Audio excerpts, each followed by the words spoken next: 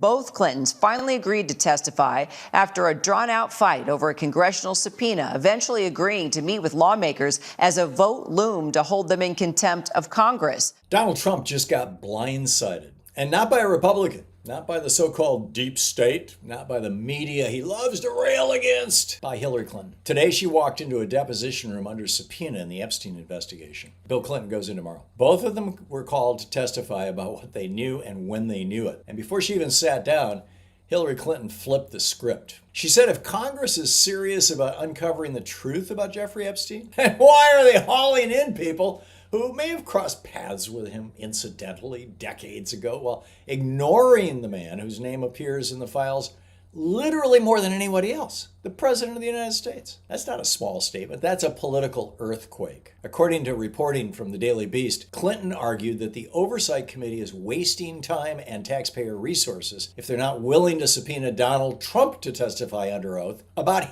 his relationship with Epstein. Under oath! Because this is not cable news chatter. This is not a campaign rally. This is a legal proceeding. And here's Hillary Clinton saying that the president should be brought in and put under oath. Now look at the political theater surrounding this. There was a report leading up to the deposition showing the buildup, the cameras, the spectacle, Republicans framing this as accountability, transparency. We're finally getting answers from Hillary Clinton. Former Secretary of State Hillary Clinton behind closed doors facing questions about her and former President Bill Clinton's alleged ties to Jeffrey Epstein. Right now, members of the House Oversight Committee deposing the former First Lady near her home in New York. They'll also question her husband, former President Bill Clinton, tomorrow. Both Clintons finally agreed to testify after a drawn-out fight over a congressional subpoena, eventually agreeing to meet with lawmakers as a vote loomed to hold them in contempt of Congress. Oversight Republicans say that the Clintons need to disclose any tie they may have had to the convicted sex offender, while Democrats claim there's no evidence that Hillary Clinton ever met him. Again, no one's accusing at this moment the Clintons of any wrongdoing. They're going to have due process, but we have a lot of questions, and the purpose of the whole investigation is to try to understand many things about Epstein. Let me just also say, I think today also sets a precedent. And so I want to be very clear that we have said from day one that we want to talk to former President Bill Clinton. And the other person we want to talk to is current President Donald Trump. But transparency apparently has limits. During the deposition, chaos erupted after right-wing influencer Benny Johnson leaked a photo from inside the room. That's against committee rules. Well, so, Perry, we understand the deposition was actually just paused? Yeah, we're hearing from an advisor to the Clintons who just walked out of the room and said the deposition was stopped. It was paused after it appears a picture was leaked from inside the room. We do know that there is a picture circulating online. It appears to show Hillary Clinton sitting at a square table alongside her lawyers and the lawmakers as well. So any picture being released from inside the room, that is against committee rules. As you mentioned, this deposition is being recorded. It's happening behind closed doors, but it is being recorded. The idea is to then release it to the public, so it's not really clear why anybody would take a picture from inside the room, Kira. The deposition had to be paused. Paused! So the same political ecosystem that claims to be obsessed with integrity and procedure couldn't even maintain the basic rules of its own hearing. And here's where it gets even more revealing. Carolyn Levitt, this little propaganda princess, claimed that no Republicans on the Oversight Committee attended Les Wexner's deposition, but they showed up in force for Hillary Clinton's. Twitter user pointed out the obvious. If you're truly chasing truth about Epstein, why skip one of the central figures in his financial empire and then swarm the room for a former Democratic Secretary of State and presidential candidate? What does that tell you? It tells you this is not just about Epstein. It's really about power. In her own opening statement, which she later posted publicly, Hillary Clinton made it clear that she believes this is a political exercise. And then she did something that stunned the room. She said, if you want to know about Epstein, subpoena Donald Trump. So what do lawmakers hope to get from Secretary Clinton? So it seems like the reason for the deposition today is to get her on the record about what she does and does not know about Jeffrey Epstein, his possible ties to the government, our government, or any other government as potentially being an asset, how he gained his wealth, how he was able to circle himself by all of these powerful men. Hillary Clinton did release a statement, what she was going to say to lawmakers in her deposition. I can read that for you right now. It reads in part, if this committee is serious about learning the truth about Epstein's trafficking crimes, it would not not rely on press gaggles to get answers from our current president on his involvement. It would ask him directly under oath about the tens of thousands of times he shows up in the Epstein files. But just to be clear, Trump has consistently denied all allegations and any wrongdoing in connection to Epstein, and any appearance in the files, Kira, is not evidence of any wrongdoing. Now watch James Comer's press appearance.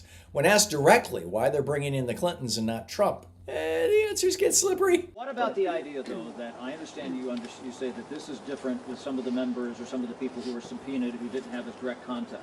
But some folks have said it seems like the Clintons are basically on trial here versus people who know more about the what was going on with Maxwell, what was going on with Epstein, and that this is really kind of dragging them through the mud when there are other witnesses.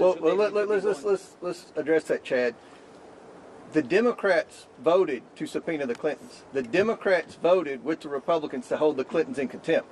So the Democrats have just as many questions for the Clintons as the Republicans. So this isn't a partisan witch hunt. This was a motion, a bipartisan motion supported by the Democrats to bring the Clintons in. So I don't think it's any type of being unfair in any way to the Clintons. They've never answered questions, unlike President Trump, who gets questioned every day by just about every one of you about his knowledge or involvement with Epstein. To my knowledge, the Clintons haven't answered very many questions about it. They talk about jurisdiction and due process, and they talk about the obvious question, why not the president? I mean, they talk about basically everything except that. Why not the man who partied with Epstein, who publicly praised him, who's been named repeatedly in the documents somewhere between 38,000 and 1 million times? If this committee believes no one is above the law, then apparently no one's above the law. And that obviously includes Donald Trump. And this is where we have to zoom out, because this is not just about one deposition or one photo leak. It's not even just about Epstein. It's about whether we still have equal justice under law in America. For most of our history, at least in theory, the idea was pretty simple. The law applies to everyone. Presidents have been subpoenaed before, presidents have testified, presidents have been investigated. One was forced to resign. But in recent years, we've watched a different standard emerge. One for the powerful, one for everybody else. We've watched a political movement that wraps itself in the flag and the Constitution while simultaneously arguing that its leader should be immune from scrutiny. Oh my God. Immune from accountability, immune from consequences. That's not how a democratic republic survives. The founders feared concentrated power. They feared corruption tied to wealth and influence. They feared exactly the kind of entanglement between money, sex, and political power that this Epstein scandal represents. And what do we see today? We see selective outrage. We see hearings that appear designed to generate headlines rather than uncover the truth. We see influencers breaking rules inside official hearings for clicks and partisan applause. And we see a former Secretary of State saying, if you're serious, bring in Trump. This is bigger than Hillary Clinton. Ultimately, this is even bigger than Donald Trump. This is about whether Congress still has the courage to follow facts wherever they lead, even if they lead to the Oval Office. Because if we reach a point where a president's name can appear again and again and again in investigative files and lawmakers refuse to even ask questions under oath, then we're no longer operating under the rule of law. We're operating under the rule of personality. And that's how democracies slide into something else. Slowly at first, with rationalizations, with partisan excuses, with procedural games, then bang, all at once. The Epstein story is ugly. It implicates elites across the political spectrum. It reveals a world of wealth and exploitation that most Americans will never see, but live with the consequences of every day. The question is not whether Democrats or Republicans will score points here. The question is whether the truth matters more than tribal loyalty. Hillary Clinton just threw down a challenge. Subpoena Trump, put him under oath. If Republicans truly believe in law and order, like they constantly bleat that they do, if they truly believe no one is above the law, like they claim, then they should welcome that. And if they do not, then the American people should ask, why? Because democracy is not self-sustaining. It requires courage. It requires consistency. It requires a commitment to principles over party. And right now, in that deposition room with cameras outside and chaos inside, we're seeing a test of those principles. The country is watching. And history is too.